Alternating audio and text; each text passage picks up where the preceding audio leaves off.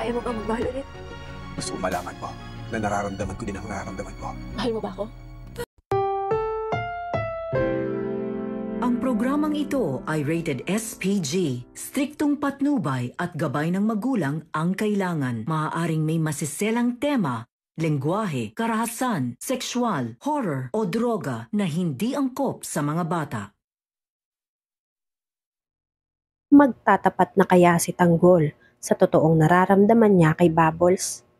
Mga dapat nating abangan ngayong Huwebes sa FPJ's Batang Quiapo. Pagtapos itapon nila Tanggol ang bangkay ni Paquito at ang isa pa niyang kasama, agad-agad silang umuwi ng bahay nila. Sinalubong naman sila nila Jelly. Alalang-alala ang mga ito kung ano ang nangyari sa kanila dahil nakarinig sila ng mga sunod-sunod na pagputok ng baril. Sinabi ni Bubbles na wag na kayong mag-alala, maayos na ang lahat. Wala na yung mga lalaking sumusunod kay Emong. Dagdag pa ni Tanggol, wala na yung dalawa, nailigaw na namin sila. Nagtaka naman si Emong sa sinasabi ng dalawa na si Tanggol at Bubbles. Pagtapos mag-usap, lumabas ang tatlo.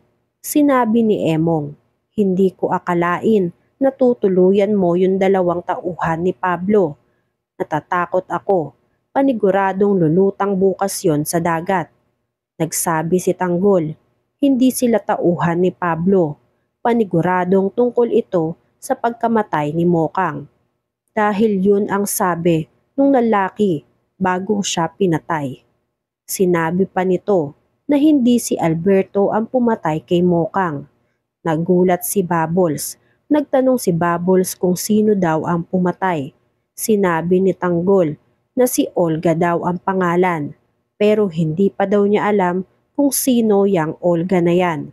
Ang importante daw ay nakapagiganti na itong si Bubbles dito kay Pablo dahil wala na si Pablo. Nagulat naman si Emong na pinatay din pala ni Tanggol itong si Pablo. Nagsabi si Bubbles na tama lang ang ginawa ni Tanggol. Tama lang na mawala ang mga ganong klaseng tao katulad ni Pablo. Sinabi ni Tanggol, inaral kong mabuti at sinigurado ko na nasira ko lahat ng CCTV sa lugar na iyon. Kaya panigurado akong walang makakaalam kung sino ang pumatay kay Pablo. Nag-aalala si Emong na baka isang araw ay balikan sila ng pamilya ni Pablo. Ganun din si Bubbles. Nag-aalala din si Bubbles sa maaaring mangyari sa kanila dahil kilala siya ng pamilya ni Pablo. Pero samanta ang pagkakakilala nito sa kanya. Sinabi ni Tanggol na mas mabuti siguro na hindi muna sila bumalik sa totoong bahay nila para mas makasiguro na hindi sila makita ng mga ito kung sakali. Dumuon muna sila para manatili silang ligtas. Umalis si Emong. Patuloy na nag-usap si Tanggol at si Bubbles. Sinabi ni Bubbles kay Tanggol, hindi man lang siya nakaganti dito kay Pablo.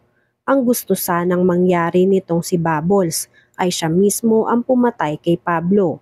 Pero sinabi ni Tanggol, pasensya ka na, hindi mo na kailangan pang gawin iyon dahil nagbabagong buhay ka na. Kalimutan mo na lahat ng nakaraan mo.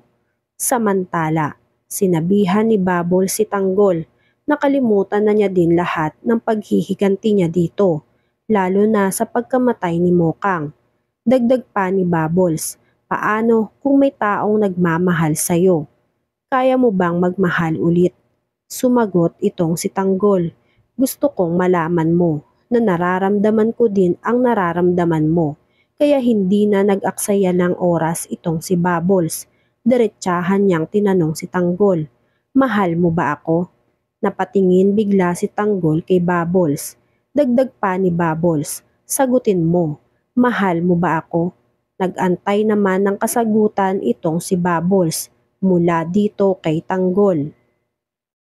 Sa kabilang banda, sinubukan ni Rigor na suyuin si Marites, pero sadyang matigas na ang puso ni Marites.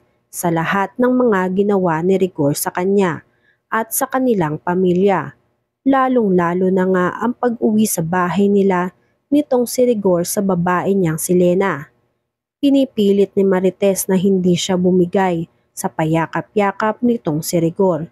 Nagpapakamartir na nga lang itong si Marites para hindi bumigay si Marites sa panunuyo nitong si Rigor. Minabuti niya na lumabas na muna ng bahay nila para makapag-isip kung ano ang gagawin niya. Naiwan si Rigor sa kwarto. Napaupo na lang si Rigor sa kama nila. Umiyak si Rigor. Sising-sisi siya sa lahat ng nangyari sa buhay nila, lalong-lalo pa ngayon na tila tuluyan na lumalayo ang loob sa kanya ng asawa na si Marites. Samantala, pagkalabas ni Marites sa labas ng bahay nila, ay tinuloy ang pag-iyak niya habang nakaupo siya at iniisip kung ano ang maganda niyang gawin. Biglang dumating si Mando. Nagtanong si Mando kay Marites kung ano ang problema nito. Nagpunas ng luha si Marites. Napansin ni Mando na umiiyak si Marites, kaya umupo siya sa tabi ni Marites. Tinamayan ni Mando si Marites. Nagsabi si Mando kay Marites na tigilan mo na yung pagiging martir mo, lalo na kung nasasaktan ka na. Nagsabi si Marites na mukhang hindi na niya kaya pa na tiisin ang lahat ng nangyayari sa buhay nila, lalo na ang tungkol dito kay Lena. Iniisip lang ni Marites ang mga anak nito, kaya kahit masakit ay hindi siya bumibitaw dito. Naisip ni Marites na paano ang pamilya nila kung bibitaw siya dito kay Rigor.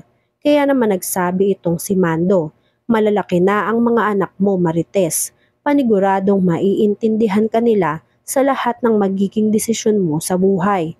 Huwag ka nang magpakamartir Marites, maraming nagmamahal sa'yo. Palayain mo ang sarili mo sa mga taong nananakit ng damdamin mo. Deserve mo ng totoong nagmamahal sa'yo. Sa kabilang banda, sa mansyon ng mga Montenegro, sinubukan ni Olga kontakin ang mga tauhan niya dahil hanggang ngayon ay hindi pa din ito nakakabalik sa kanya. Isa pa nga ay hindi pa din nila sinasagot ang mga tawag nitong si Olga. Naiinip na si Olga na malaman kung ano na ang naging resulta ng pagharap nila ni Tanggol at kung natuluyan na ba ng mga tauhan nito itong si Tanggol. Sinubukan niya muling kontakin si Pakito. Walang Pakito ang sumagot sa tawag niya. Lalong itong nagalit na baka naisahan na naman ni Tanggol ang mga tauhan niya. Dahil sa nangyari, nagwala itong si Olga. Pinagsusuntok ni Olga ang lahat ng makita niyang gamit sa paligid niya. Gigil na gigil si Olga. Nagsisigaw si Olga. Nagsabi si Olga, ano ba ang hanap nyo? Nahanap nyo ba siya? Isa lang si Tanggol. Huwag nyo sabihin na natakasan pa niya kayo. Pareho kaya ang nararamdaman ni Tanggol at si Bubbles? Yan nga ang mga kaganapan at mga dapat nating abangan sa FPJ's Batang Quiapo. Kung gusto nyo pa ng mga gantong klaseng video ay mag-subscribe at i-like itong video na to. Maraming salamat po.